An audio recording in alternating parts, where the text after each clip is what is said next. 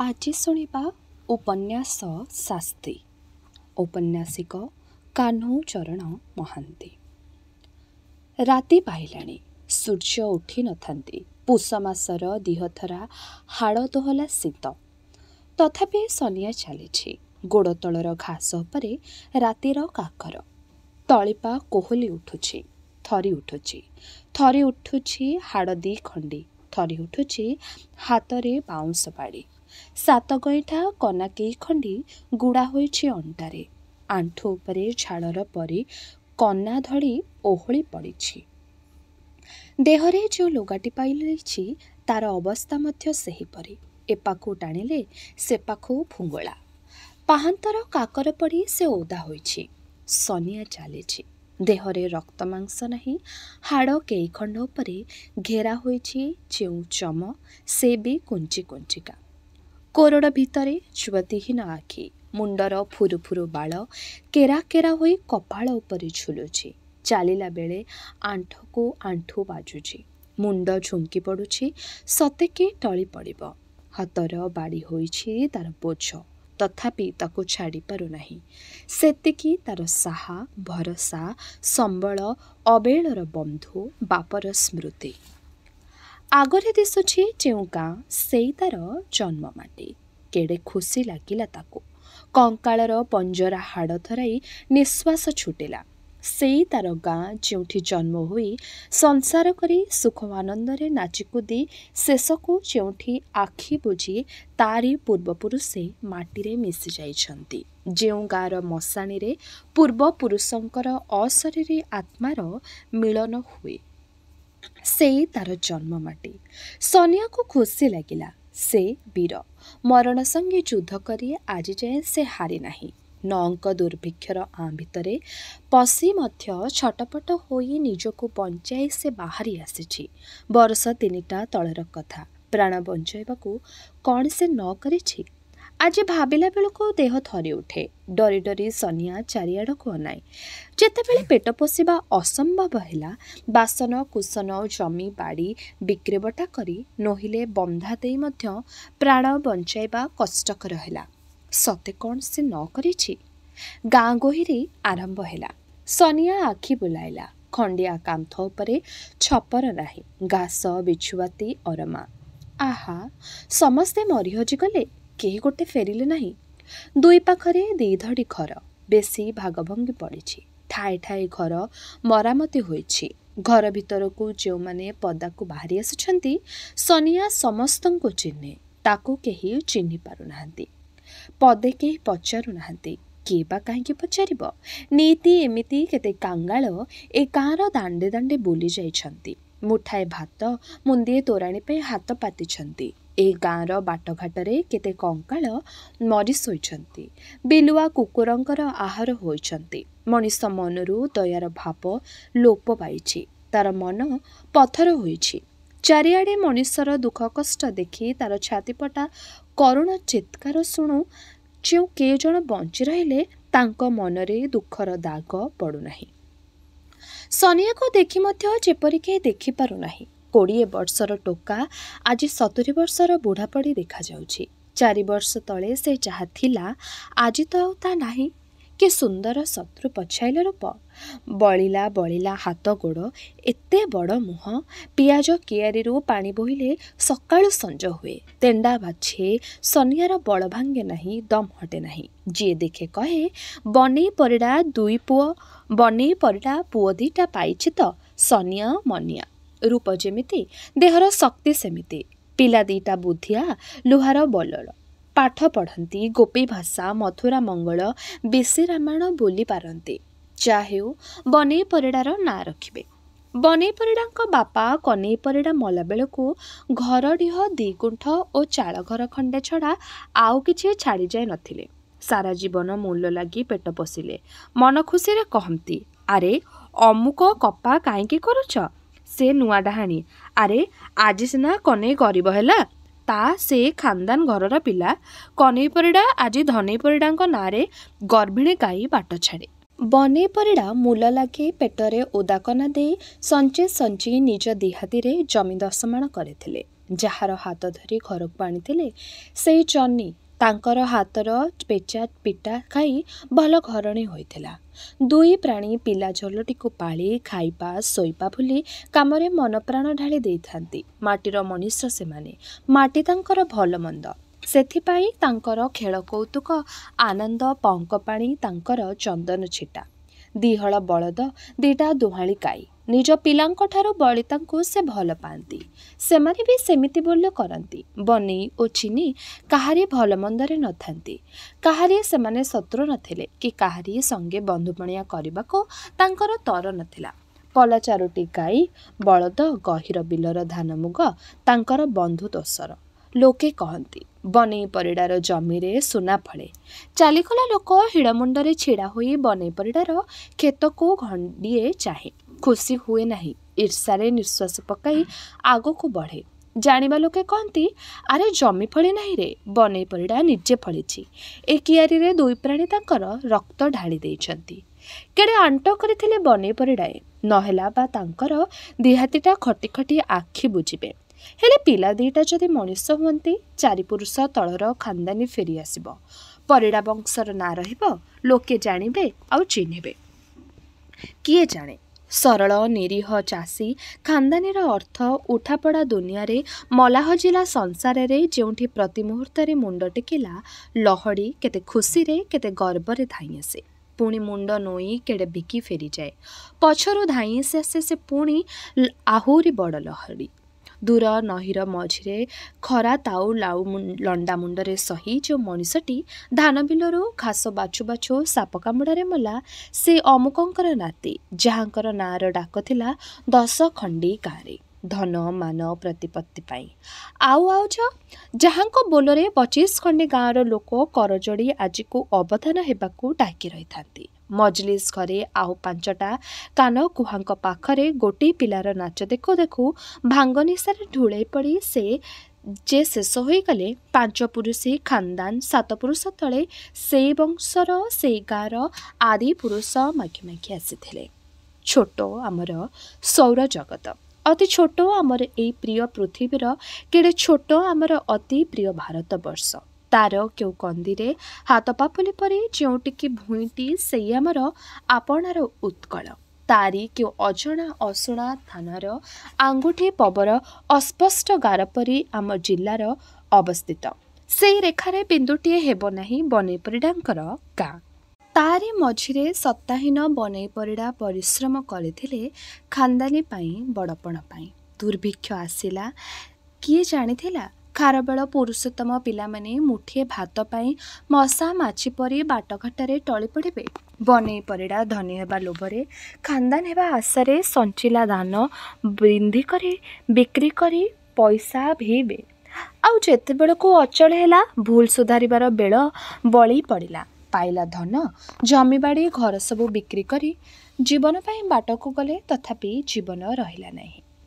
ସେଦିନ ବନେଇ ପରିଡ଼ା ଚିନ୍ତେଇ ସ୍ୱାଇଁଙ୍କର ଝିଅ ଧୋବି ବିଷୟରେ ଶନୈର ସମ୍ବନ୍ଧ ପଡ଼ିଲା ବେଳେ ଭଲ ଲୋକ ଆକାରେ ନାକ ଟେକିଥିଲେ। ଅତି ଗୁପ୍ତରେ କହିଥିଲେ ହଇ ହେ ପହରା ଯେ, ଆରେ ଆମେ ଗରିବ ହେଲୁ ବୋଲି ତ ଅକୁଳରେ ପଶିବୁ ନାହିଁ, ମନ ଲାଗି ପେଜ ପାଣି ପିଇ ରହିବୁ।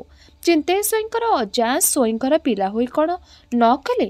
ଜଣାଶୁଣା ନାହିଁ, ଲୋକେ କହନ୍ତି ଗୋଲାମର ଝିଅ, ବାପ ଖଣ୍ଡେଇ ତ ମା ତନ୍ତି ଆଣି, ତା ଝିଅଟାକୁ ଦ୍ୱିତୀୟ ହେଲେ। ହଁ ହେ, ସମ୍ପତ୍ତି ତ ଢେର ପାଇଲେ, ହେଲେ ରକ୍ତରେ କ'ଣ ମିଶିଲା ଟିକେ ହେଜି କରି କହତ ଭଲା। ତାଙ୍କର ନାତି ଚିନ୍ତେଇ, ପୁଣି ତାର ଝିଅ ଧୋବେ।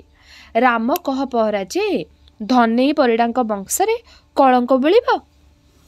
ପହରା ଯେ ନାଶ ଶୁଙ୍ଘି ଆଖି ତରାଟି କହିଲେ, ଭଲ ଘରେ ସେମାନେ ବନ୍ଧୁ କରିଗଲେଣି, ଆଜିକାଲି କିଏ ଏତେ ବାରୁଛି?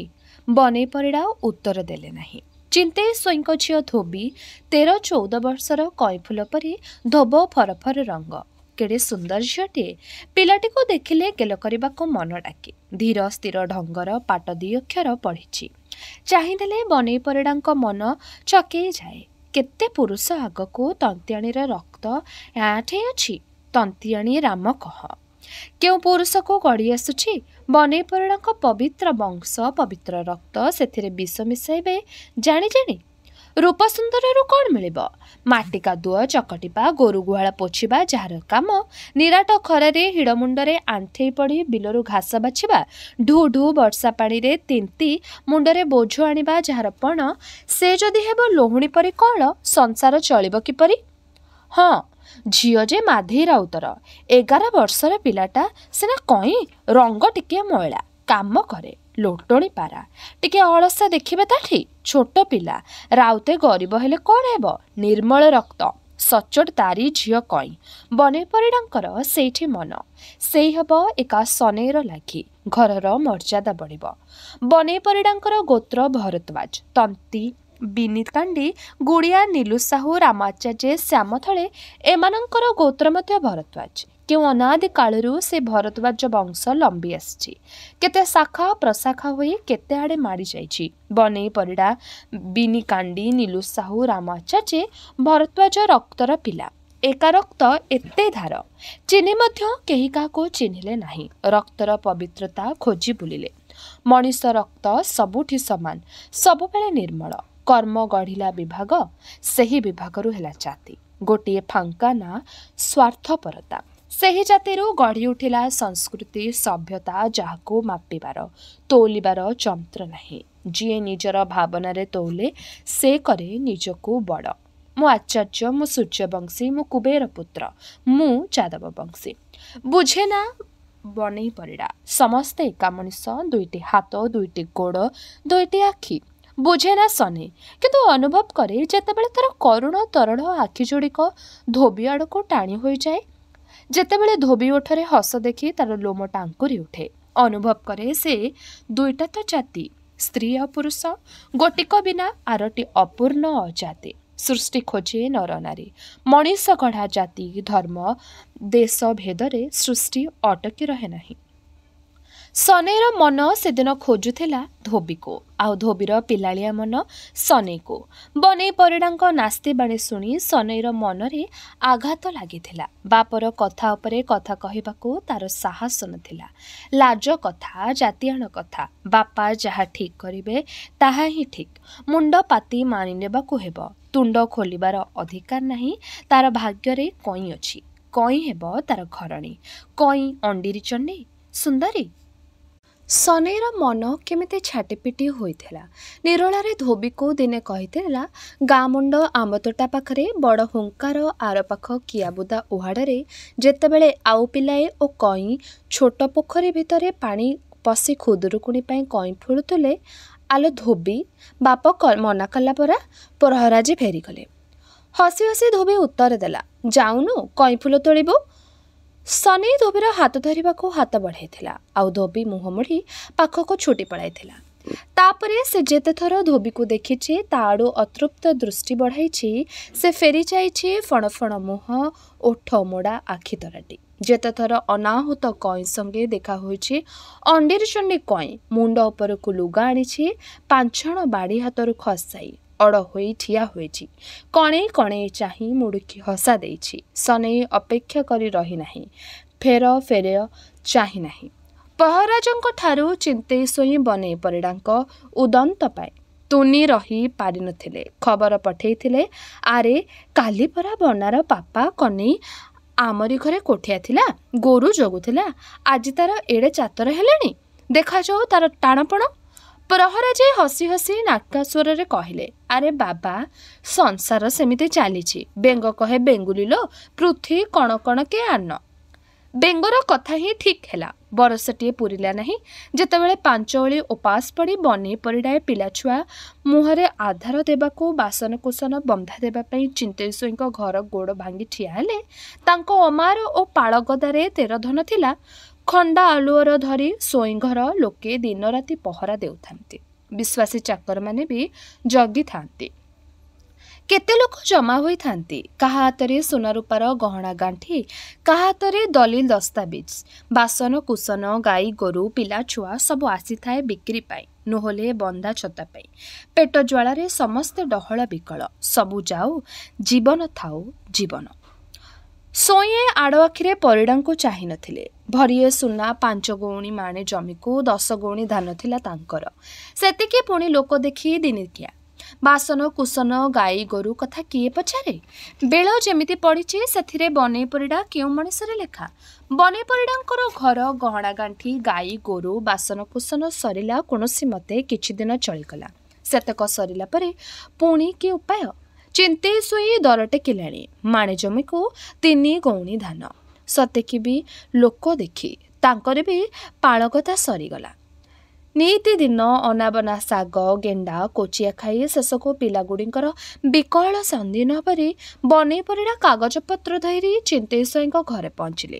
ଯେଉଁ ଜମିରେ ସେ ସୁନା ଫଳାଇଥିଲେ ସେଇଥିରୁ 7 ମାଣ ଜମି ପୋଲା କବଲା କରି ଧାନ 20 ଗଉଣୀ ଆଣିଥିଲେ। ସେତେବେଳକୁ ଗାଁରେ ଅଧେ ଲୋକ ଘର ଛାଡ଼ି ଭିକ ମାଗି ପେଟ ପୋଷିବାକୁ ଚାଲିଗଲେଣି। ମାନ ମହତ ଡରି କେତେ ବୋହୂ ଭୁଆ ଶୁଣି ବଢ଼ିଲା ଝିଏ ଦୌଡ଼ି ଗଲେଣି ଦୌଡ଼ି ଦେଇ ମଲେଣି। ଗାଁ ଛିନଛତ୍ର ହେଲାଣି। ଚିନ୍ତେଇ ସ୍ୱାଇଁଙ୍କର ପାଳଗଦା ସରିଗଲା। ଘରେ ସୁନା ରୂପା ଗଦା ହେଲା। ଗାଁ ଚାରିପାଖ ଗହୀରିର ଅଧେ ଜମିର କବଲା ବାକ୍ସକୁ ଆସିଲା। ସ୍ୱାଇଁଏ ଧାନ ଦେବା ବନ୍ଦ କଲେ। ଯିଏ ଆଶା ମୁଖରେ ଧାଇଁ ଆସିଲେ ପିଲା କୁଟୁମ୍ବ ଧରି ସ୍ୱାଇଁଙ୍କର ଗୋଡ଼ ତଳେ ଲମ୍ବ ଲମ୍ବ ପଡ଼ିଲେ। ସେମାନେ ଶୁଣିଲେ ଆଉ ନାହିଁରେ ବାଇଆ। ଯେଉଁ ଗଣ୍ଡକ ରଖିଛି ମୋ ନିଜ ପିଲା କୁଟୁମ୍ବ ଆଶ୍ରିତ ଚାକର ବାକର ଗଲା ଆଇଲା ବନ୍ଧୁବାନ୍ଧବକୁ ନିଅଣ୍ଟ କାହୁଁ ପାଇବି।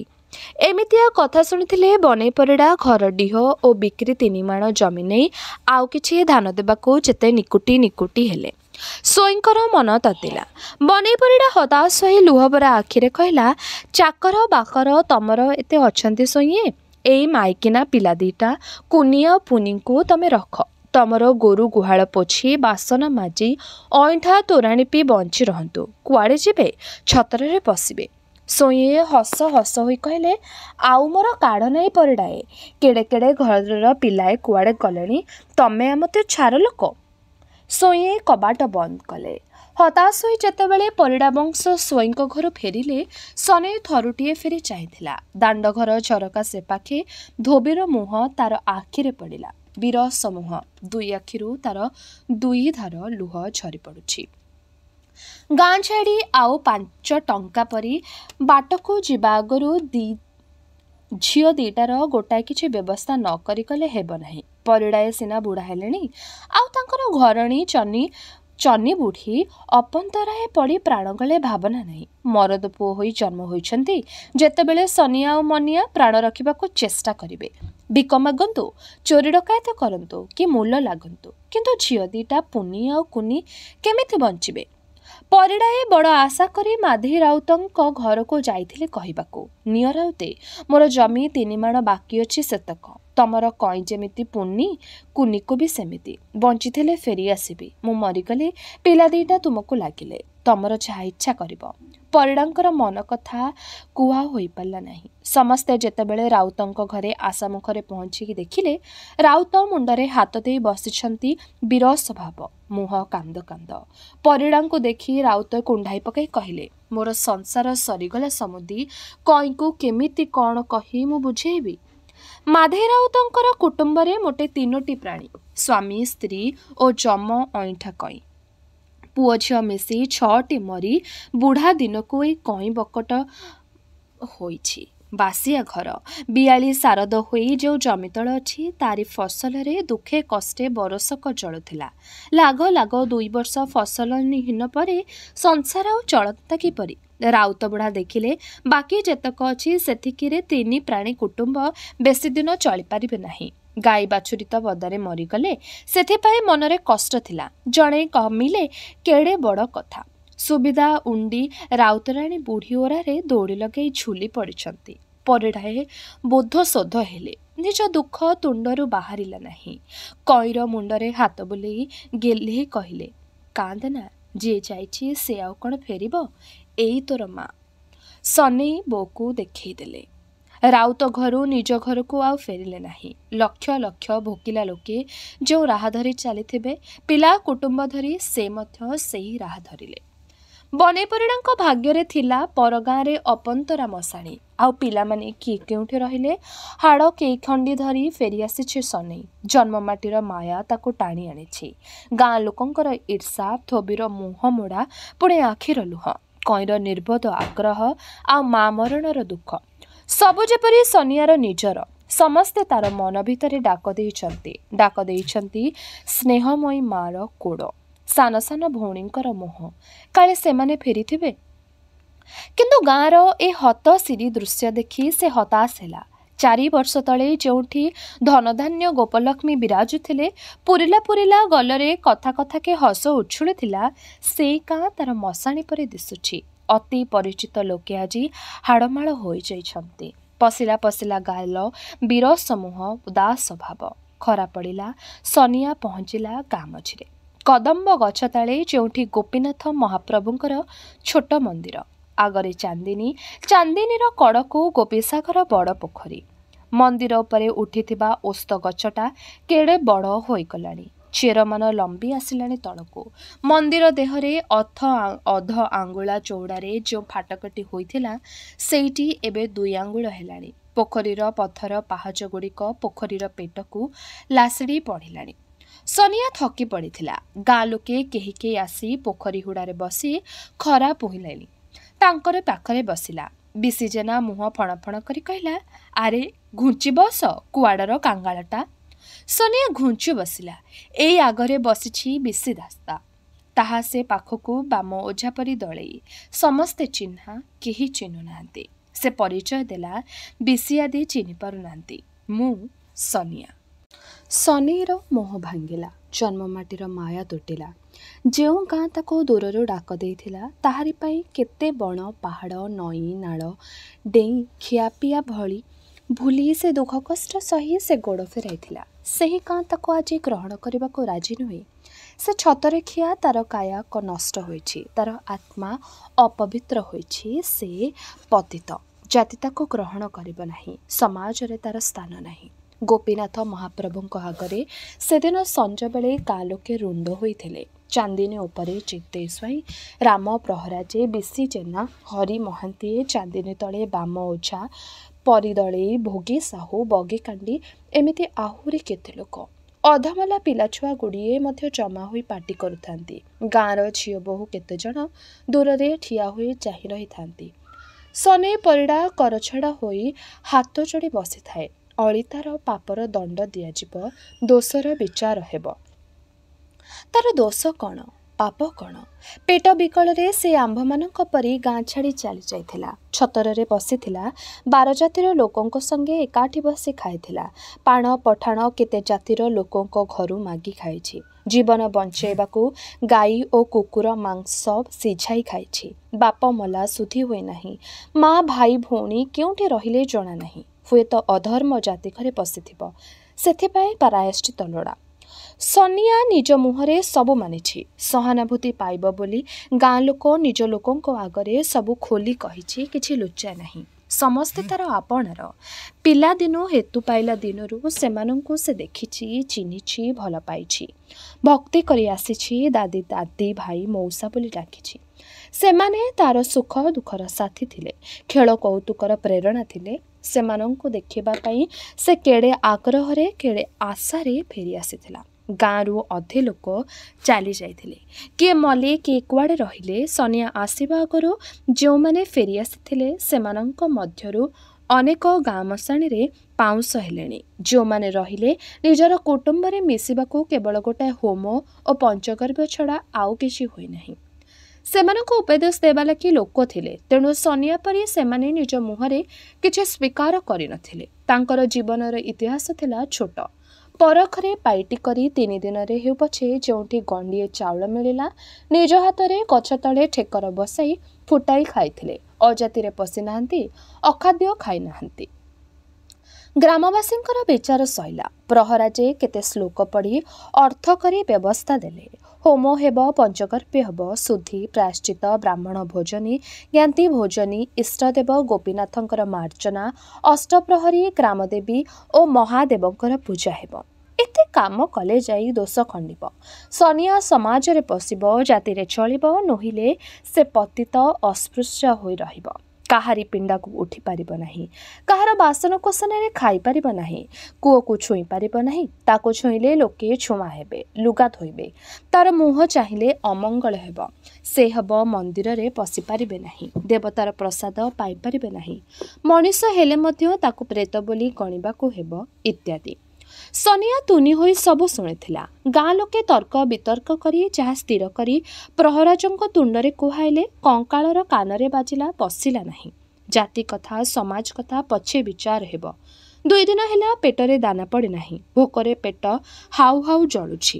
କ'ଣ ଦିଓଟି ଖାଇଲେ ପିଣ୍ଡରେ ପ୍ରାଣ ପଶନ୍ତା। ଗ୍ରାମବାସୀ ସେ କଥାର କିଛି ବ୍ୟବସ୍ଥା ଯଦି କରନ୍ତେ। ବଲ ବଲ କରି ସେ ସମସ୍ତଙ୍କର ମୁହଁକୁ ଚାହୁଁଥାଏ, ତୁଣ୍ଡରୁ ତାର କଥା ବାହାରୁ ନଥାଏ। ହରି ମହାନ୍ତି ସନିଆକୁ ଲକ୍ଷ୍ୟ କରି କହିଲେ, ଆରେ ବୁଝିଲୁ ସନେଇ, ଯିଏ ମରେ ସେ ତ ନିଶ୍ଚିନ୍ତ ହୁଏ।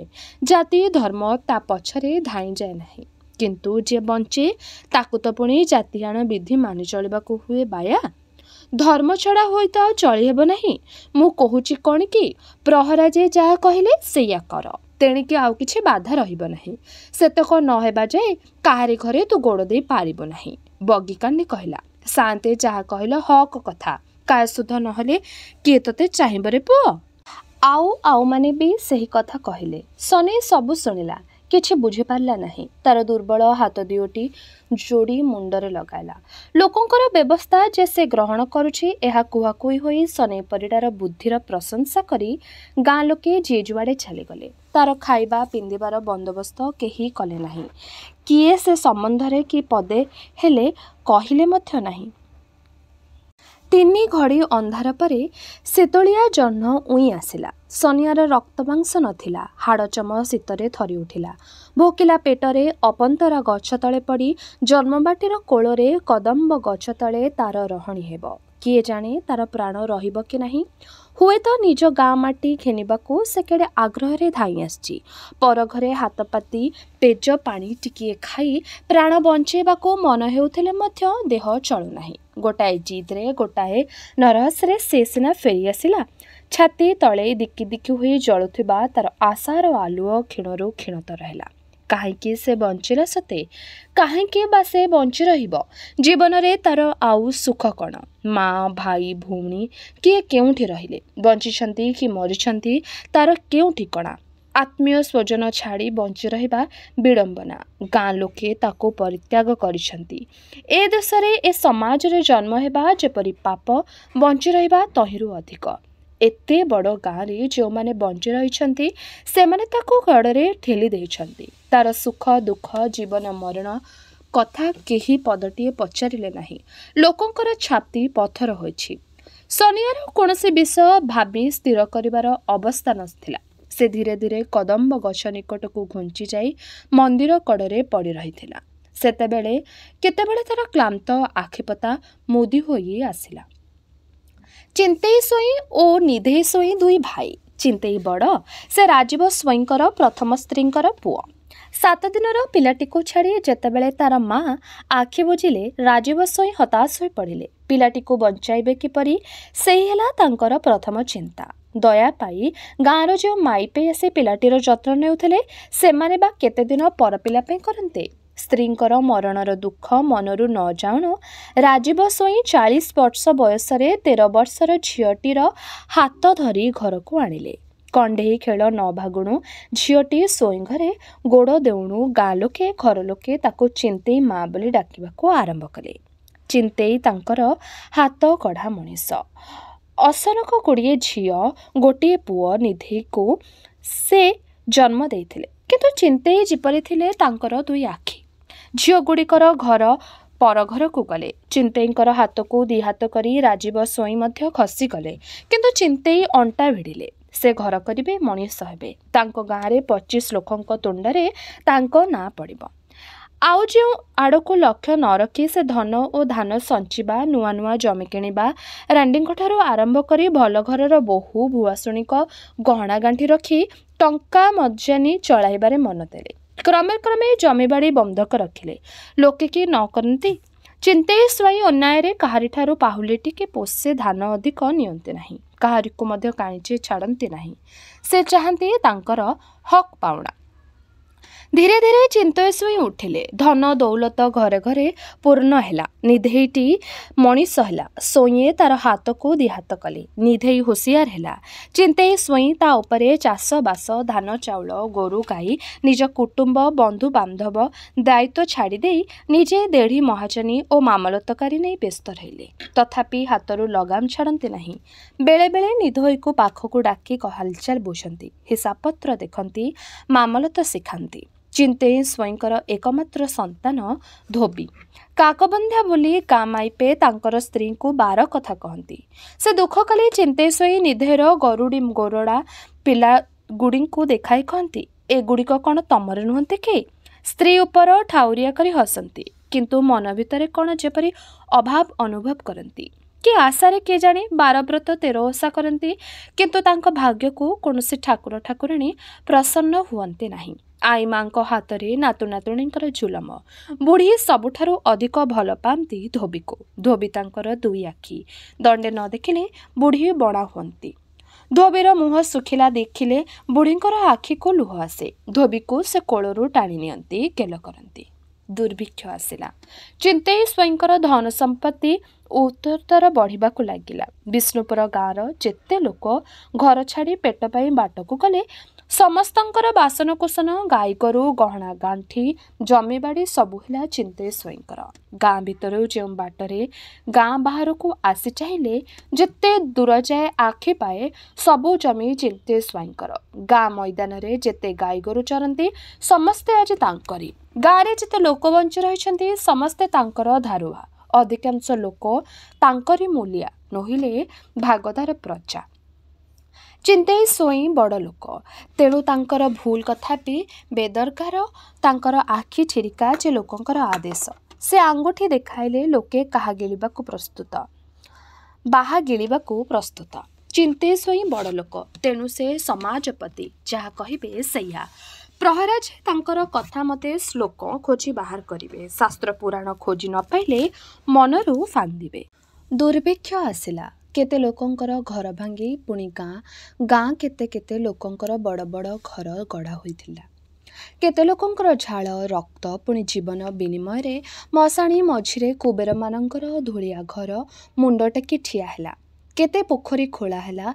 केते देवालय तोड़ा हैला। मुर्मूसर अर्तनाद को बुड़ाई देबाकू देवालय रे बाजिला घंटा मृदंग। 2 वर्ष तले जेतेबेले बाटघाटरे मशामाछी परी मनीष पिलाए टली पड़ुथांती चिंतय स्वयंकर धन प्रतिपत्ति दिनकू दिन बढ़ुଥାଏ। ठीक सही समय रे सेतेबेले आर्तर चित्कार रे आकाश फाटी पड़ुଥାଏ। कांगाल प्राण विकल रे सिझु बा बिछुआती गछर पत्र जोबाउଥାଏ। चिंतय स्वयंकर अली अली झियो धोबीर बाहाघर हैला। दुर्गापुर विष्णुपुर बाट दिकोस मझिरे खाली खरसुआ नहीं।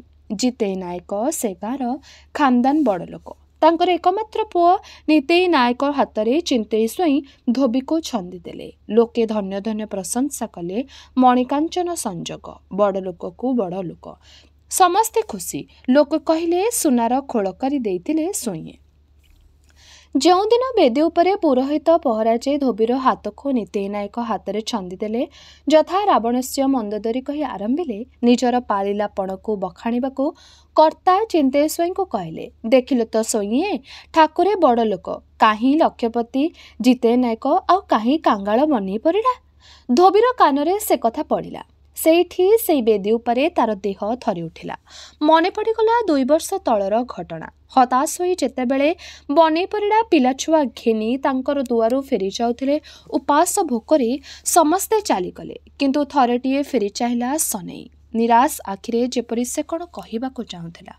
मनर कथा तार मन भितर ही रहीगला। से दिन भी जदि बने परिडाए कही थांते मोर भूल होईछि, आस आस स्वयं समुदी हेबा। चिंतय स्वयं परिडा वंश को छतर को छाड़ी दे न थांते। आज आउ कहा हाथ में धोबीर हाथ छंदा होई न थांता। ओढ़ना तले धोबीर आखिर लुह झरिला। लुहर बादल भितरे सने परिडार मुहर सुंदर मुह बलिला बलिला देह आखिरे ठिया हैला। केड़े बिरस कांदिला कांदिला मुह जेमिति कौन कहबाकू चाहूची कहि पारु नाही। धोबी तार निष्ठुर बापर कोल को आहुजी पड़िला। सोईए झीर पिठी आउसी भंडारी फगुबेज को धमक दे कहले, ଆରେ ପଙ୍ଖାଧାରୀ ବିଞ୍ଚ ହୋମନିଆରେ ତାଉରେ ଝିଅର ଦେହରୁ ଝାଳ ବାହାରି ବାଉଳାପାଟ ଓଦା ହେଲାଣି। ବାପ ବୁଝିଲେ ଦେହର ଦୁଃଖ ମନର ବେଦନା କେହି ଜାଣିଲେ ନାହିଁ। ବିଦା ବିଦି ହୋଇ ଯେତେବେଳେ ସବାରିରେ ବସି ଧୋବି ଶ୍ୱଶୁର ଘରକୁ ଚାଲିଲା, ସବାରିର କବାଟ ଫାଙ୍କରେ ସେ ବାଟର ଦୁଇ କଡ଼କୁ ଚାହୁଁଥିଲା। ଯେଉଁଠି ଆଖି ପଡ଼େ ସେ ଦେଖେ କେବଳ କଙ୍କାଳ ଦଳ ହାତ ଟେକି ଖାଇବାକୁ ମାଗୁଛନ୍ତି। ପେଟର ଚମ ପିଠିରେ ଲାଗିଛି। ମନେ ପଡ଼େ ସନିଆ। ଆଖି ଫେରାଏ ଆର ପାଖକୁ, ଦେଖେ ସେମିତି କାଙ୍ଗାଳ ଦର। ମନେ ପଡ଼େ ସନିଆ। ଛାତି ଥରି ଉଠେ। ଦୁର୍ଗାପୁରରେ କାଙ୍ଗାଳ ଭିଡ଼। ଜିତେଇ ନାୟକ ଅନଛତ୍ର ଖୋଲିଛନ୍ତି। ତାଙ୍କ କୁଳର ଲକ୍ଷ୍ମୀ ଅନ୍ନପୂର୍ଣ୍ଣା ଧୋବିର ଆଖିର ଲୁହ ସେ ସହିପାରି ନାହାନ୍ତି। କାଙ୍ଗାଳଟିଏ ଦେଖିଲେ ଧୋବିର ଆଖିରୁ ଲୁହ ଝଳେ। କାଳେ ସେ ଉପାସ ଥିବ ମନେକରି ଧୋବିର ତୁଣ୍ଡରୁ ଆହାର ଯାଏ ନାହିଁ। ସେ କାହାକୁ କିଛି କହେ ନାହିଁ, ଉପାସ ରହେ। ନିତେଇ କଥା ବୁଝନ୍ତି, ତାକୁ କେତେ ଆଦର କରି ପଚାରନ୍ତି। ହସଟିଏ ଛଡ଼ା ଧୋବିର ତୁଣ୍ଡରୁ ଆଉ କିଛି ବାହାରେ ନାହିଁ। ଗେଲା ବୋହୂ ଧୋବିର ଆଖି ଲୁହର ଅନୁରୋଧରେ ନିତେଇର ପରାମର୍ଶରେ ଜିତେଇ ନାୟକ ଅନଛତ୍ର ଖୋଲିଲେ।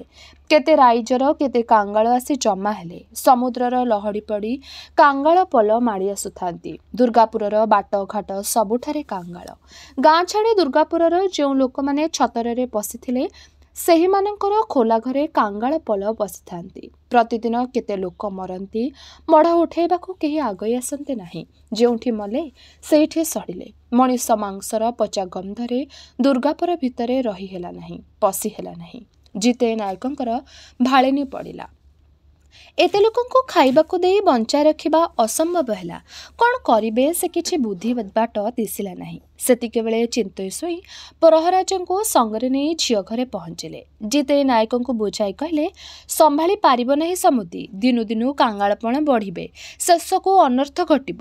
ଧୋବିଟା ପିଲା ଲୋକ, ସଂସାର କଥା ଜାଣେ କ'ଣ? ନାୟକ କହିଲେ, ହରି ଭରସା। ନିତେଇ ତ ବାୟା ହେଲା। ସମ୍ପତ୍ତି ରହିଥିଲେ ତାଙ୍କରି ପାଇଁ ରହନ୍ତା। ସେଇମାନେ ଭୋଗ କରନ୍ତେ, ନୋହିଲେ ସେଇମାନେ ଦୁଃଖ ଭୋଗିବେ।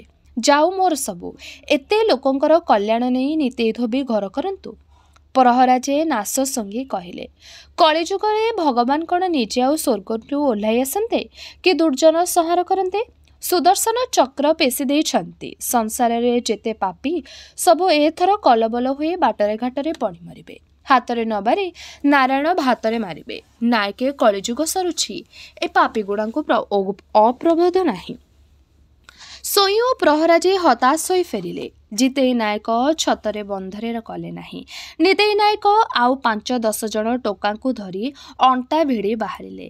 ଯେତେ ଯେଉଁଠି କାଙ୍ଗାଳ ମରି ପଡ଼ିଥାନ୍ତି ସମସ୍ତଙ୍କୁ ନେଇ ଦୂର ଥାନାରେ ପକାଇ ଆସନ୍ତି। ହଇଜା ଆରମ୍ଭ ହେଲା। ଖରାଦିନର ନିଆଁ ପରି ଦେଖୁ ଦେଖୁ ହଇଜା ମାଡ଼ିଗଲା। ପ୍ରତିଦିନ ପଲ ପଲ କାଙ୍ଗାଳ ମରି ଶୋଇଲେ। ଧୋବି ଧରିଲା ନିତେଇର ହାତ। ନାଇଁ, ତମେ ଯାଅନା, ଚାଲ ଆମେ ବିଷ୍ଣୁପୁର ଯିବା। ନିତେଇ ଗେହ୍ଲାରେ ତାର ମୁଣ୍ଡ ଆଉଁସି କହିଲେ, ଛି, ଡରୁଛ? ଠାକୁରେ ଅଛନ୍ତି। ମଢ ଗୁଡ଼ାକ ନ ଉଠାଇଲେ ଆହା ଅନ୍ୟମାନେ ମରିଯିବେ। ନିତେଇ ଅଣ୍ଟାରେ ଗାମୁଛା ଭିଡ଼ି ଚାଲିଗଲେ। ଧୋବି ଗଳାରେ କାନି ପକାଇ ତଳେ ମୁଣ୍ଡ ଲଗାଇ ଠାକୁରଙ୍କୁ ଡାକିଲା। ପୁଅର ସାହସ ଦେଖି ଜିତେଇ ନାୟକ ପାଇକଛା ଭିଡ଼ିଲେ। ହରି ହେ, ତୁମେ ଭରସା। ଶାଶୁ ବୋହୂ ଦିହେଁ ଘରେ ରହିଲେ। ଦିନୁ ଦିନୁ ହଇଜା ବ୍ୟାପିଲା। ଯେତେ ଯାହା କଲେ ଭଲ ହେଲା ନାହିଁ। ତତଲା ପେଟରେ ଅଖାଦ୍ୟ ଖାଇ, ନୋହିଲେ ଏକାଥରକେ ବେଶୀ ଖାଇ ଏପରି ଅବସ୍ଥା ଘଟିଲା। କେହି ଦେବଦେବୀ ଭରସା ହେଲେ ନାହିଁ। ଏକା ଦିନେକେ ଜିତେଇ ନାୟକ ଓ ନିତେଇ ନାୟକଙ୍କୁ ହଇଜା ଧଇଲା। ଶାଶୁ ବୋହୂ ଦିହେଁ କାଉଳି ବାଉଳି ହେଲେ।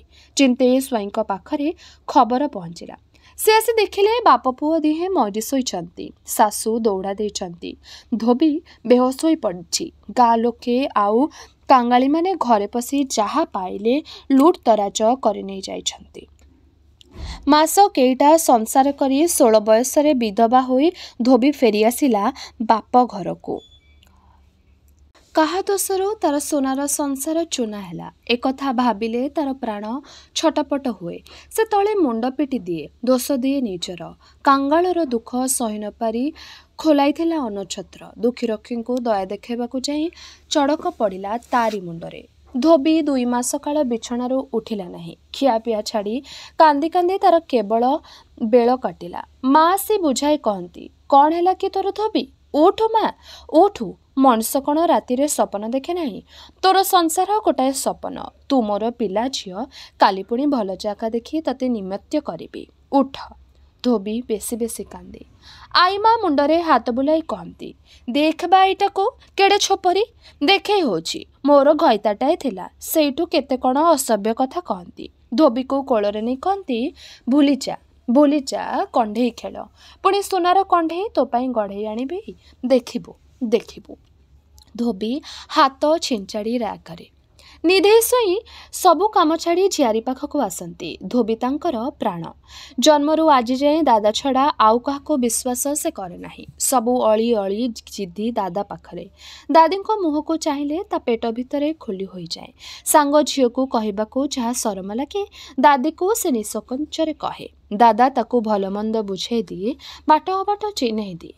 ନିଧେଇ ଏତେ ପିଲାର ବାପ ହୋଇ ମଧ୍ୟ ସିଏ ଭାବନ୍ତି ତାଙ୍କର ଗୋଟିଏ ସନ୍ତାନ ଧୋବି, ପୁଅ ସେଇ ଝିଅ ସେଇ।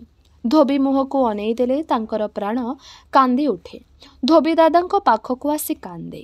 ନିଧି ତାର ଟିକି ମୁଣ୍ଡଟିକୁ ଛାତିରେ ଜାକି ଧରି ପିଠି ଆଉଁସି କହନ୍ତି, ଧୋବିଲୋ, ତୋ ଦାଦା ବଞ୍ଚିଥାଉ ଥାଉ ତୁ କାନ୍ଦିବୁ? ମା ମୋର ତୁନି ହ। ଧୋବି ତୁନି ହୁଏ। ପଛରେ ଥାଇ ଖୁଡ଼ି ମୁହଁ ମୋଡ଼େ। ଟିକି ଟିକି ଭାଇ ଭଉଣୀ ଆସି ପିଠିରେ ନାଉ ହୁଅନ୍ତି। ଧୋବି ଆଖିରୁ ଲୁହ ପୋଛେ ଉଠେ। ଚିନ୍ତେଇ ସ୍ୱାଇଁ ହରି ମହାନ୍ତିଙ୍କୁ ଗୁପ୍ତରେ ପଚାରନ୍ତି, ଜିତେଇ ନାୟକଙ୍କର ଅକଳନ ଭୂସମ୍ପତ୍ତି ମାଲିକ ହେବ କିଏ? ଦୂର ସମ୍ପର୍କରେ ଭାଇମାନେ ମାଲି ମକଦ୍ଦମା କରିବେ? ହରି ମହାନ୍ତି ନିଃଶ୍ୱାସ କହନ୍ତି, ତାହେଲେ କଲମ ଛାଡ଼ି ମୁଁ 5 ଜଣ ଧରିବି। ସ୍ୱାଇଁଏ, 5 ଜଣ ଧରିବି। ଏଇ କାଗଜ ଖଣ୍ଡରେ ଯେଉଁ ଟିପ ଚିହ୍ନ ଦେଖୁଛ ସେ କାହାର? ଏ ପାଖଟା ଜିତେଇ ନାୟକଙ୍କର, ଆଉ ଏଇଟା ନିତେଇର। ଏ କାଗଜ ଯତ୍ନ କରି ରଖ, ଦରକାର ହେଲେ କର୍ମରେ ଆସିବ। ତମେ ସେତେବେଳେ ଝିଅକୁ ସାଷ୍ଟମ କରୁଥିଲ, ମୁଁ ସେତେବେଳେ ମଡ଼ ଦିଟାଙ୍କ ସଙ୍ଗେ କଥାଭାଷା ହେଉଥିଲି। ତୁନି ହରି ମହାନ୍ତି କହନ୍ତି, ସବୁ ସମ୍ପତ୍ତିର ମାଲିକ ହେବ ଧୋବି। ଯେତେ ଦିନ ଯାଏ ସେ ଅନ୍ୟର ହାତ ନ ଧରିଛି, ପର ଘରକୁ ଗଲେ ସମ୍ପତ୍ତିରୁ ତାର ଅଧିକାର ତୁଟିବ। ଏହି କାଗଜରେ ଲେଖା ହେବ ଅନୁମତି ପତ୍ର। ପିଛିଲା ତାରିଖ ଦେଇ ଧୋବିକୁ ପୋଷ୍ୟପୁତ୍ର କରିବାର ଅଧିକାର ଦେଇଯିବେ ତାର ସ୍ୱାମୀ ଓ ଶ୍ୱଶୁର। ଧୋବି କରିବ ପୋଷ୍ୟପୁତ୍ର ନିଧେଇ ସ୍ୱାଇଁଙ୍କର ମଝିଆ ପୁଅ ବିଦେଇକୁ। ଭାଇକୁ, ହଁ ସ୍ୱାଇଁ, ଭାଇକୁ। ଆଇନ ଯାହା କହୁ, ପ୍ରଥା ଏମିତି ଚଳେ। ତମେ ନିଶ୍ଚିନ୍ତ ରହ, ହାତରେ କଲମ ଲେଖନ ମୁଁ ଧରେ। ସ୍ୱାଇଁ 5 ଜଣ ଧରେ ନାହିଁ। 2ଟା ସମ୍ପତ୍ତି ଏକା ହୋଇଯିବ, ଖାନଦାନୀ ବଢ଼ିବ। ଆଜିଠୁ ସମ୍ପତ୍ତି ଉପରେ ଦଖଲ ରଖ, ବୁଝାସୁଝା କରିବାକୁ ଲୋକ ରଖ। ତୁମେ ନିଜେ ଥରେ ଯାଅ। ତମେ ଯାଅ ମହାନ୍ତିଏ, ତମେ ତ ନିଜର ଲୋକ। ଧୋବି ତମ ନାଁରେ କ୍ଷମତାପତ୍ର କରିଦେଉ। ମହାନ୍ତିଏ ଗମ୍ଭୀର ହୋଇ କହିଲେ, ମୋର ତର ନାହିଁ। ଯଦି ନିତାନ୍ତ ଜୈଗର କରିବ, ମୁଁ କଥା ଭାଙ୍ଗି ପାରିବି ନାହିଁ। ହରି ମହାନ୍ତିଙ୍କ ନାମରେ ଧୋବି କ୍ଷମତାପତ୍ର ରେଜିଷ୍ଟ୍ରି କଲା। ଫାଙ୍କା ଜାଗାରେ ଅନୁମତି ପତ୍ର ପୂରଣ ହେଲା। ରାମ ପହରାଜେ, ବିଶି ଜେନା ଓ ନୀଳୁ ସାହୁ ଟିପ ଚିହ୍ନରେ ଚିହ୍ନଟ ପଡ଼ିଲେ। ଚିନ୍ତେ ସ୍ୱାଇଁ ନିଶ୍ଚିନ୍ତ ହେଲେ। ମହାନ୍ତିଏ ନିଶରେ ରଖିଲେ ହାତ, କହିଲେ, ସ୍ୱାଇଁ, ବୁଦ୍ଧି ଥିଲେ ପାଣିର ସର ପଡ଼େ। 4 ମାସ କଟିଗଲା। ଧୋବି ଟିକିଏ ପ୍ରକୃତିସ୍ଥ ହେଲା। ଘର କାମରେ ମନ ଦେଲା। ବିଧବା ସେ। 12 ବ୍ରତ ଉପାସ କରିବା, ଗୋପୀନାଥଜୀଉ ଠାକୁର, ନୀଳକଣ୍ଠେଶ୍ୱର ମହାଦେବ ଓ ବେଳେବେଳେ କୁତାମଚଣ୍ଡୀ ଠାକୁରାଣୀଙ୍କ ସେବାରେ ବେଳ କଟାଇଲେ। ଏକୁଟିଆ ରହିବାକୁ ସେ ଭଲ ପାଏ। ପୋଥି ଫିଟେଇ ପୁରାଣ ପଢ଼େ। ପଢ଼ୁ ପଢ଼ୁ କ'ଣ ମନେ ମନେ ପଢ଼ିଯାଏ। କାନ୍ଦି ଉଠେ, ମନକୁ ପୁଣି ସେ ତୁନି ହୁଏ। ଆଈ ଆସି ପାଖରେ ବସନ୍ତି। ଛୋପରିଠା। ମା ପୋଛନ୍ତି ଲୁହ, କହନ୍ତି, ବାୟାଣୀଟା, ଆଇଲୁ, ତତେ ମୁଁ ଗହଣାଏ ନାଇଁ ଦିଏ। ଏମିତି କେତେ ଲୋକଙ୍କର ହୁଏ। ପୁଣି ମନକୁ ବୁଝାଇ ନୂଆ ଘର କରନ୍ତି। ଧୋବି କିଛି କହେ ନାହିଁ। ଗହଣା ନାଇଁ। ଖୁଡ଼ି ଆସି ପାଖରେ ଠିଆ ହୁଏ। ମୁହଁ ଶୁଖାଇ ଆଖି ପୋଛି ପୋଛି କହେ, ଆହା, ନିତେଇଟି କେଡ଼େ ଭଲ, କି ରୂପ କି ଢଙ୍ଗ। ଧୋବି କାନ୍ଦେ। ବାପାଙ୍କର କେବେ ବେଳ ହୁଏ ନାହିଁ ଝିଅକୁ ଦେଖିବାକୁ। ସଦାବେଳେ କାମକାର୍ଯ୍ୟରେ ବ୍ୟସ୍ତ। ଦାଦୀ ଘର ଭିତରକୁ ଗୋଡ଼ ଦେଉଣୁ ଆଗ ଡାକ ଛାଡ଼ନ୍ତି, ଧୋବିଲୋ, ତେଲ ଘଡ଼ି ଆଣେ। ଯେମିତି ସେ ଘରେ ଆଉ କେହି ନାହିଁ। ଧୋବି ତାଙ୍କର ସବୁ କରିବ। ଭାତ ବାଢ଼ିଦେବ, ସଙ୍ଗରେ ଖାଇ ବସିବ। ସେ ନ ବସିଲେ ଦାଦା ଖାଇବେ ନାହିଁ, ଭାଗବତ ପଢ଼ିବ। ଖୁଡ଼ି କହେ, ଆରେ ମାଛ କ'ଣ ଧୋବି ଖାଇବ? ନିଧେଇ ସ୍ୱାଇଁ ହସିଲା ମୁହଁରେ କହନ୍ତି, ମତେ ଯେ ମାଛ ଖାଇବାକୁ ବୈଦ୍ୟ ମନା କରିଛି, ମୋ ମୁଣ୍ଡଟା ଧରୁଛି କି ନା? ଖୁଡ଼ି ପଛରେ ମୁହଁ ମୋଡ଼ନ୍ତି। ମା କହିଲେ, ଚିନ୍ତେଇ ସ୍ୱାଇଁଙ୍କୁ ପିଲାଟାର କଣ୍ଟା ହୋଇଗଲାଣି। କେଉଁଠି ଗୋଟିଏ ପାତ୍ର ଦେଖ। ସେ ପଛେ ଗରିବ ହଉ, ସୁନ୍ଦରଟିଏ ହୋଇଥିବ, ସ୍ୱାସ୍ଥ୍ୟ ଭଲ ହୋଇଥିବ, ଏତେ ସମ୍ପତ୍ତି କ'ଣ ହେବ କି ଧୋବି ଅଧେ ପାଇବ? ଶୋଇଏ ଘୁମୁରନ୍ତି, କହନ୍ତି ଏ କୂଳରେ ଆଜି ଯାଏଁ ଯାହା ନ ହୋଇଛି ମୁଁ କେମିତି କରିବି? ଲୋକେ କ'ଣ କହିବେ? ବିଧବା ହେବାଟା ସଂସାରର ନୂଆ କଥା ନୁହେଁ। ଆଉ ପାଞ୍ଚଟା ଯେମିତି ଚଳନ୍ତି ସେ ବି ସେମିତି ଚଳିବ। ଯେତେ ନାୟକଙ୍କ ସବୁ ସମ୍ପତ୍ତିର ଧୋବି ମାଲିକ, ତାର ଅଭାବ କ'ଣ? ପୋଷ୍ୟପୁତ୍ର କରିପାରିବ? ଆମ ବିଦେକୁ ସେ ପୁଅ କରି ସୁଖରେ ରହିବ? କେଉଁ କଥାରେ ଅଭାବ ରହିବ ନାହିଁ। ନାଇଁ ନାଇଁ, ତମେ ମୋତେ ସେ କଥା କହ ନାହିଁ। ଧନ ଦୌଲତ ଚୁଲିକୁ ଯାଉ, ମୋ ଧୋବିର ଜୀବନକୁ ଜାଳିପୋଡ଼ି ଛାରଖାର କରିଦିଅ ନା। ସେ ପଛେ ମୂଲିଆ ମୂର୍ଖ ହୋଇଥାଉ, ପର ଘରେ ମୂଲ ଲାଗି ପେଟ ପୋଷୁଥାଉ। ତମେ ପାତ୍ରଟିଏ ଖୋଜ, ଲୋକ ପଛକେ ନିନ୍ଦା କରନ୍ତୁ, ସେଥିକି କାନ ନ ଦିଅ, ଧୋବିର ଜୀବନ ରହୁ। ଚିନ୍ତେ ଶୋଇ ପଛ କରି ଚାଲିଯାଆନ୍ତି। ଭାବନ୍ତି ମାଇପେ ଲୋକ ମାମଲତ କ'ଣ ବୁଝିବେ? ବାହା ନ ହୋଇ କେଇଟା ଝିଅ ଭଲ ମଲେଣି। ଧୋବି ଯଦି ବାହା ନ ହୋଇଯାଏ, ନାୟକ ଘର ସମ୍ପତ୍ତି ହାତରୁ ଖସିଯିବ। 7 ପୁରୁଷ ଲାଗି ଭଲ ଏତେ ସମ୍ପତ୍ତି କିଏ କଲାଣି? ଧୋବି ବୋଉ ଆତୁର ହୋଇ ଧାଆନ୍ତି ନିଧେଇ ସ୍ୱାଇଁଙ୍କ ପାଖକୁ। ଶୁଣିଲଣି ନିଧେଇ, ତମ ଭାଇ କ'ଣ କହୁଛନ୍ତି? ସବୁ କହନ୍ତି। ନିଧେଇ ଜବାବ ଦିଅନ୍ତି, ଧୋବିର ଚିନ୍ତା ତମକୁ କାହିଁକି ଲାଗିଛି? ଆଉ ଭାଇଙ୍କି କାହିଁକି କହୁଛ? ଧୋବି ମୋ ଝିଅ, ତା କଥା ମୁଁ ବୁଝିବି। ପିଲାଟା ଯାଉ କେତେ ଦିନ, ବାଣିଆ ବୁଦ୍ଧି ରହିବ ନାହିଁ। ତାର ମନ ଭଲ ହେଲେ ଭାଇଙ୍କ କଥା ମୁଁ ମାନିବି ନାହିଁ। ରହ, ଧୈର୍ଯ୍ୟ ଧର। ଆଶ୍ଚର୍ଯ୍ୟ ହୋଇ ପଚାରନ୍ତି ଧୋବି ବୋହୂ, ମାନିବ ନାହିଁ? ନିଆଁ ଗିଳିବାକୁ କହିଲେ ପରା ତମେ ଗିଳିବ? ତମ କଥା ମୁଁ ଜାଣେ ନାହିଁ? ତାଙ୍କ ଆଗରେ ପରା ସିଧା ହୋଇ ଠିଆ ହେବାକୁ ତମକୁ ଡର ମାଡ଼େ? ଧୋବି ପାଇଁ ଡରିବି ନାହିଁ, ନୁଆଣି ଡରିବି ନାହିଁ କହୁଛି। ପଛରେ ଥାଇ ଘୁମୁରନ୍ତି ବିଦେଇ ବୋଉ। ଆହୁରି 6 ମାସ କଟିଗଲା। ଧୋବିର ଦୁଃଖ ଧୀରେ ଧୀରେ କମି ଆସିଲା। ସଦ୍ୟ ଦୁଃଖରେ ରିହରେ ଦିନେ ଯିଏ ଖିଆପିଆ ଭୁଲି ବିଛଣାରେ ପଡ଼ି ଦିନରାତି କାନ୍ଦି କଟାଉଥିଲା, ଆଜି ଆତଯାତ ହେଲାଣି। ମନ ଭୁଲେଇବାକୁ ଛୋଟ ଛୋଟ କାମରେ ହାତ ଦେଲାଣି। ପୋଥି ପୁରାଣ ପଢ଼ା, ଠାକୁରଙ୍କ ପାଇଁ ଫୁଲମାଳ ଗୁନ୍ଥା, ଦ୍ୱିପହରେ ଆଈଙ୍କ ସାଙ୍ଗେ କାଞ୍ଜିଗାତ ଖେଳରେ ଯୋଗ ଦେଲାଣି। ହସ କଥା ପଡ଼ିଲେ ହସିଲାଣି। ଏମିତି ଦୁନିଆରେ ହୁଏ। କାହାରି ଦୁଃଖର ଦାଉ ବେଶୀ ଦିନ ରହେ ନାହିଁ। ଦେହସୁଆ ହୁଏ, ଆରେଇ ଯାଏ। ଗତ କଥା ସପନ ପରି ଲାଗେ। ମନ ଯେତେବେଳେ ପଛେଇ ଯାଏ ଅତୀତକୁ, ଛାତି ଚମକି ଉଠେ। ବର୍ତ୍ତମାନଟା ମଲା ପରି ଲାଗେ, ଆଉ ଭବିଷ୍ୟତଟା ଲାଗେ ଅନ୍ଧାର ପରି। ବେଶୀ ଦିନ ସେ ଦୁଃଖ ରହେ ନାହିଁ। ଝଡ଼ ବେଳରେ ସମୁଦ୍ର ପୁଣି ଶାନ୍ତ, ସ୍ଥିର, ସୁନ୍ଦର। ଧୋବି ସକାଳେ ଗୋପୀନାଥ ଜୀଉଙ୍କ ସେବା କରିବାକୁ ଯାଏ। ବ୍ରାହ୍ମଣ ହାତରେ ଠାକୁରଙ୍କ ଦେହରେ ଫୁଲ ଚନ୍ଦନ ଲଗିଦିଏ। ଘଣ୍ଟାଟିଏ ବସେ। କେତେଥର ଦଣ୍ଡବତ ହୁଏ। ଗୁଣୁ ଗୁଣୁ କରି ଠାକୁରଙ୍କ ଆଗରେ କେତେ ଦୁଃଖ ଜଣାଏ। ଘରକୁ ଫେରେ। ଟିକି ଟିକି ଭାଇ ଭଉଣୀ, ମା, ଖୁଡ଼ି, ଦାଦା ସଭିଙ୍କର ଯତ୍ନ ନେବାକୁ ସେ ବସେ। 5 ବର୍ଷର ସୁନା ପ୍ରତିମା ପରି ଭାଇ ବିଦେଇଟି ଜନ୍ମରୁ ଯିଏ ତାକୁ ଆଦରି ଥାଏ ବେଶୀ। କୋଳରୁ କାଖରୁ ଓହ୍ଲାଏ ନାହିଁ। ଧୋବି ତାକୁ କୋଳକୁ ନିଏ, ଖେଳାଏ, ସଜାଇ ଦିଏ, ଗେଲ କରେ। ଆଉ ଯେତେବେଳେ ମନେ ପଡ଼େ ବାପାଙ୍କ କଥା, ଧୋବି ବିଦେଇକୁ ପୁଅ କରୁ, ଶ୍ୱଶୁର ଗେରସ୍ତଙ୍କର ଅନୁମତି ଅଛି, ସବୁ ସମ୍ପତ୍ତିର ମାଲିକ ହେବ ସେ, ଧୋବିର ମନ କ'ଣ ହୋଇଯାଏ। ପିଲାଟାକୁ ସେ କୋଳରୁ ଓହ୍ଲାଇ ଦିଏ। କଟମଟ କରି ତା ମୁହଁକୁ ଅନାଏ। ବିଦେଇ ବୁଝିପାରେ ନାହିଁ ତାର ମନର ଭାବ। ପିଠିରେ ନାଉ ହୋଇ ଗେହ୍ଲେଇ କହେ, ଟୁଆଁ ଟୁଇଁ କଥା କହ ଅପା। ଟିକିଏ କ'ଣ ଭାବି ଧୋବି ତାକୁ ଛାଡ଼ିଦେଇ ପଦାକୁ ଉଠିଯାଏ। ବିଦେଇ କାନ୍ଦି ଉଠେ। ରାହାଧାରେ ଅପା ପାଖକୁ ଯିବିଲୋ। ଖୁଡ଼ି କାମ ଅଧା ପକେଇ ଛୁଟି ଆସନ୍ତି। ପୁଅକୁ କାଖ କରନ୍ତି। ବିଦେଇ ହାତ ଗୋଡ଼ ଛିଞ୍ଚାଡ଼େ, କାନ୍ଦେ, ଆହୁରି ବଡ଼ ପାଟି କରେ, ଅପା ପାଖକୁ ଯିବିଲୋ। ବିଦେଇ ବୋଉର ଧମକ ଦେଇ କହନ୍ତି, ଚୋପ୍, ଖାଲି ଅପା ଅପା। ପିଲା ତୁନି ହୁଏ ନାହିଁ। ରାଗି ଯାଇ ସେ ତାକୁ ତଳେ କଚାଡ଼ି ଦେଇ ତମ ହୋଇ ଚାଲିଯାଆନ୍ତି ଓ କହି କହିକା, କ'ଣ କରିବିଟି, ହାଣ୍ଡିଟା ଭିତରେ ପିହାଣଟାଏ ମୁଁ ଚମକି ପଡ଼ିବଟି, ଛୋପରା ଟୋକା, କାନ୍ଦୁଥା ବସି। ଧୋବିର କାନରେ ପଡ଼େ। ସେ ଧାଇଁ ଆସେ। ବିଦେଇକୁ କାଖପାରେ ଧରେ। ଆଖିରୁ ଲୁହ ପଛେ ଗେଲ କରେ। ବିଦେଇ ତୁନି ହୁଏ।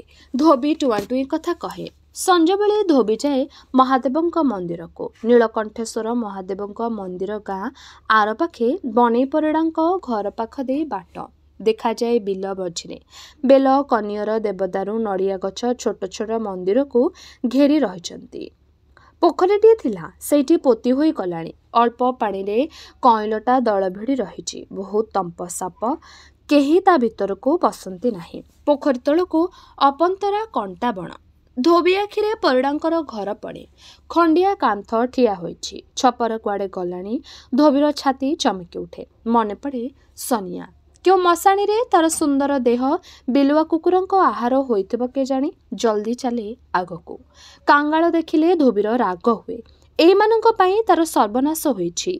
एइमानंकर दुख सही न पारी दारुण दुख निज मुंड को टाणी नेछि। देवतार दंड विरुद्धरे हाथ टेकी निजे से दंड सहिछि।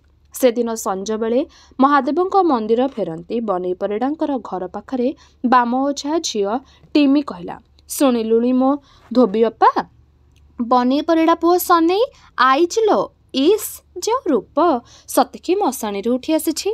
धोबी जेपरी हठात विश्वास करि पारला नहीं। चमकी पड़ी थक्का होई ठिया हैला। टीमीर हाथ को धरी टिके जोरे हला दे पचारला, किए? सनी भाई म आलो सनी परिडा गोपीनाथ जी मंदिर पाखरे बोईची। केते लोक ताको बेढ़ी कौन सब पचारुछंती।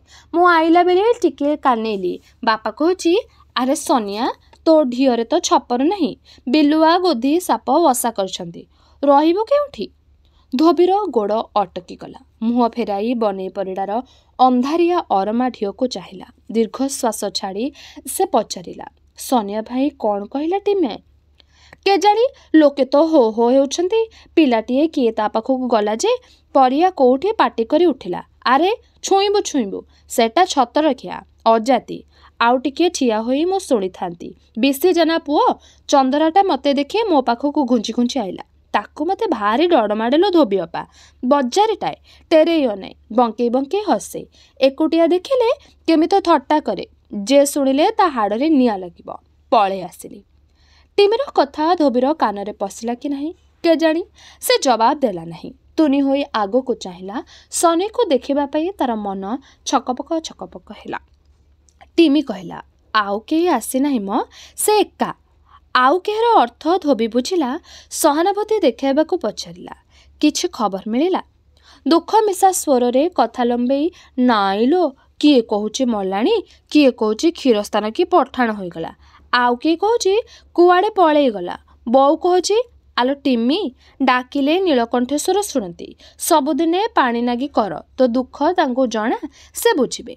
जेउठी बाट भांगी सोई घर आड़े जीवार कथा धोबी ठिया हुई टिमी को पचारला, कौन घोघा पाटी सुबुचिलो टिमी? ठाकुर चांदिनी पाखरे सनिया भाई कथा पड़ीची परा, चालो जीवा शुणिबा। दिहे सेयाड़े गले। जह्न उठी न थाए। धोबी एकुटिया घर को फेरिला। बाटरे सनियार दुख कथा ता मनरे घांटी चकटी हेउथाए। केते दुख कष्ट सही केवल प्राण घेनी से गाँ माटी को निज लोकों पाखक फेरी आसी। गाँर माटी ताको ग्रहण कले मध्य लोके ताको ग्रहण करने को राजी नुहंती। से प्रायश्चित करिबो, जाति हेबो, तेबे जाए समाज रे मिसिबो। समाज रे मिसिबा जाए ताको पानी मुंदाए भी केही देई पारिबे नाही। काहारी ओली तळे से आश्रा नेई पारिबो नाही। बंची रहिबा कोन पाप? बंचिबा पई मनीष जहा करे से कोन तार दोष? मनीष निज भितरे भगवान को आखिरे दोषी नुहे। जो दिन से पृथ्वी पिठिरे गोड़ देला तार दाबी हेला बंचिबा पई खाइबा ओ पिंधिबा। धोबीर मन केउठी लागिला नहीं। सनी जी हेले भी कांगाल, जो कांगाल को दया देखाइबाकू जाई सबु हराई बसची, सेइथिपाई से कांगालर मुह चाहिबो नाही। केते कांगाल तो सेमिति बाटरे घाटरे पड़ी आखि बुझी देउछंती। सनिया किबा लोक गाँ बिला बोली मन टिके घांटी होथिला सिना। विदेई को कोଳରେ पुराई गप कहू कहू भाई भौणी दुही को निद हो जाइथिला। खुड़ी खाइबा को उठाइले दादा अपेक्षा करी बसिछंती। धोबी न खाइले तांको पाटी को दान जीव नाही। खुड़ी कहंती छोपरा। धोबी खाई पारला नाही। तार मने पड़िला सनिया कांगाल कांगाल, जेपरी से आगरे बसी आकुल आखिरे तारी मुहर भातर को चाही रहिछि। जेपरी से धोबीर हाथ धरी अटकाउछि। थरिला थरिला स्वरे कहूछि, मते मुठिए दियो। धोबीर मने पड़िला तार स्वामी और ससुर जो निराश्रय भोकिला कांगालंकर सेवा करी सेमाने तांकर जीवन दे जाइछंती। सनिया सेई कांगाल भितरु जणे। गाँ दांडरे भोकिला पड़ी जेतेबेले से शीतरे थुरु थुरु बेल काटुथिबो, आखि को आसुनथिबो निद, ठीक सेतिक बेले जितेई नायकंकर बोहू नितेई नायकंकर घरणी खाई पी पलंक उपरे सोइबो निश्चिंतरे। एते संपत्ति सेमाने छाड़ी जाइथिले काहेकि? मफसल अमाररू शह शह भरण धान भुआ होई आसी बाप घर अमारे रखाला काहेकि? ଗୋଟାଏ ପେଟ କ'ଣ ଅପେପସା ରହନ୍ତା? ଯେଉଁ କାମ ତା'ର ସ୍ୱାମୀ ଶ୍ୱଶୁର ଅଧା କରି ଯାଇଥିଲେ ତାକୁ ଶେଷ କରିବାର ଦାୟିତ୍ୱ ଧୋବିର। କିନ୍ତୁ କାହାକୁ କ'ଣ କହିବ? ବାପା ବିରକ୍ତ ହେବେ, ଭାଇଙ୍କର ଡରରେ ଦାଦି ମୁହଁ ଖୋଲିବେ ନାହିଁ। ତାର ବି ଶ୍ୱଶୁର ଘର ଏପରି କୌଣସି ଚୋର ନାହିଁ, କି ସାହସରେ ତେ ତାର ମନ କଥା କହିବ। ଧୋବି ଦରଖିଆ ହୋଇ ଉଠିଲା। ନିଧେଇ ପଚାରିଲେ, କ'ଣ ହେଲା ମା? ଦରଖିଆ ହୋଇ ଉଠିଲୁ କାହିଁକି? ସବୁବେଳେ ତ ଏମିତି ଅଧା ପେଟ ହେଉଛୁ, ତୋର ଦେହ କଣ୍ଟା ହୋଇଗଲାଣି। ଧୋବି ଉତ୍ତର ଦେଇପାରିଲା ନାହିଁ। ଖୁଡ଼ି କହିଲେ, ମୁଁ ମନା କରୁଛି। ସଞ୍ଜବେଳେ ସେ ପଖାଳ ଖାଇଲେ। ଦାଦି ନିଶ୍ଚିନ୍ତ ହେଲେ। ଖୁଡ଼ି ଯେ କାହିଁକି ମିଛ କହିଲେ ଧୋବି ବୁଝିପାରିଲା ନାହିଁ। ତଥାପି ସେ ପ୍ରତିବାଦ କଲା ନାହିଁ। ରାତି ଅଧ, ଶୀତ ଟିକିଏ ବେଶୀ ପଡ଼ିଲା। ଧୋବି ଉଠି ପଦାକୁ ଆସିଲା। ଆଈ ବୁଢ଼ୀ ନିଶ୍ଚିନ୍ତରେ ଘୁଙ୍ଗୁଡ଼ି ମାରୁଛନ୍ତି। ତୁହାଇ ତୁହାଇ ସନିଆର ଅବସ୍ଥା ତାର ମନକୁ ଅସ୍ଥିର କରୁଛି। ଆହା, ଖାଲି ପେଟରେ ଫୁଙ୍ଗୁଳା ଦେହରେ ଗଛମୂଳେ ପଡ଼ି ସେ କ'ଣ କରୁଥିବ? ପିଲାଦିନର ଖେଳ କୌତୁକ ତାର ମନେ ପଡ଼ିଲା। ସନିଆ ଭାଇ ତାକୁ କେତେ ଭଲ ପାଉଥିଲା। ଧୋବି ଯାହା କହେ, ଯେତେ କଷ୍ଟ କାମ ହେଲେ ବି ସନିଆ ଭାଇ କରେ। ଭାବିବାକୁ ଅପେକ୍ଷା ସେ କରେ ନାହିଁ। ବନେ ପରିଡ଼ା ବାଧା ଦେଲେ ତାର ବାପା ରାଗ କଲେ, ପ୍ରତିଶୋଧ ନେଲେ। ସେଥିପାଇଁ ସନିଆ ଭାଇ ତ ଦାୟୀ ନୁହେଁ। କେଡ଼େ ଦୁଃଖରେ ସେ ଦିନେ ତୋଟାକରଡ଼ରେ ତାର ହାତ ଧରି କହିଥିଲା। ବାପା ମନା କଲେ, ପ୍ରହରାଜେ ଫେରିଗଲେ। କେଡ଼େ ଆଶା କରି ସେ ପଚାରିଥିଲା, କ'ଣ କରିବା କହିଲ? ଧୋବି ଉପହାସ କରି ଉତ୍ତର ଦେଇଥିଲା, ଯା କଇଁ ଫୁଲ ତୋଳିବୁ। ସେତିକି ତାଙ୍କର ଶେଷ କଥା ଭାଷା। କଇଁ ବି ନାହିଁ। ବାପ ଝିଅ ଦିହେଁ ଗାଁ ଛାଡ଼ି ବାହାରିଗଲେ। ଆଜି ଯାଏଁ ଫେରିଲା ନାହିଁ। ସେ ଦିନର ଧୋବି ବି ଆଜି ନାହିଁ। ଯେଉଁଦିନ ବିଷ୍ଣୁପୁର ଛାଡ଼ି ସେ ଦୁର୍ଗାପୁର ଗଲା, ତାର ମଧ୍ୟ ମରଣ ହେଲା। ବଞ୍ଚି ରହିଛି ସନିଆ। ଦୁନିଆରେ ଆଜି ସେ ଏକା। ସାହସ ସମ୍ବଳ କିଛି ନାହିଁ। ତା ଭାଗ୍ୟକୁ ଦେବତା ମଧ୍ୟ ପଥର ହୋଇଗଲେ। ଗାଁ ପିଲା ସେ ଦାଣ୍ଡରେ ଠାକୁରଙ୍କ ଆଗରେ ପଡ଼ି କଲବଲ ହୋଇ ମରିବ। ଧୋବିର ଦେହ ଶୀତେଇ ଉଠିଲା। କେତେ ଦୃଶ୍ୟ ଆଖିରେ ସେ ଦେଖିଛି। କେଡ଼େ ନିଷ୍ଠୁର ସେ ମୃତ୍ୟୁ। ବେଳ ଅବେଳ ମାନେ ନାହିଁ, ପାତ୍ର ଅପାତ୍ର ନାହିଁ। କେତେ ଆଶା ଆକାଂକ୍ଷା ଘେନେ ମଣିଷ ଜନ୍ମ ନିଏ। କେଡ଼େ ଉତ୍ସାହରେ ସୁଖ ପାଇଁ ସେ କାମ କରେ। ସବୁ ଅଧା ରଖି ସେ ଚାଲିଯାଏ। ଦେବତାର ଇଚ୍ଛାରେ ସେ ମରେ, ଅବା ମଣିଷର ଅବହେଳା ପାଇଁ ସେ ମରେ, କି ସ୍ଥିର କରି କହିପାରିବ ନାହିଁ। ଧୋବିର ଆଖିକୁ ଲୁହ ଝରିଲା। ବାରିଆଡ଼ୁ ପହରିକିଆ ବିଲୁଆ ବୋବାଳି ଛାଡ଼ିଲେ। ଧୋବି ଆହୁରି ଅସ୍ଥିର ହୋଇ ଉଠିଲା। ଦିନେ ସେ ତାର ସ୍ୱାମୀଙ୍କ ମୁହଁରୁ ଶୁଣିଥିଲା କିପରି ଗୋଟିଏ ଦରମଲା କଙ୍ଗାଳକୁ ବିଲିଆଗୁଡ଼ା ଟାଣ ଓଟାଳ କରୁଥିଲେ। ଇସ୍, କାଙ୍ଗାଳର ଯେଉଁ ଚିତ୍କାର!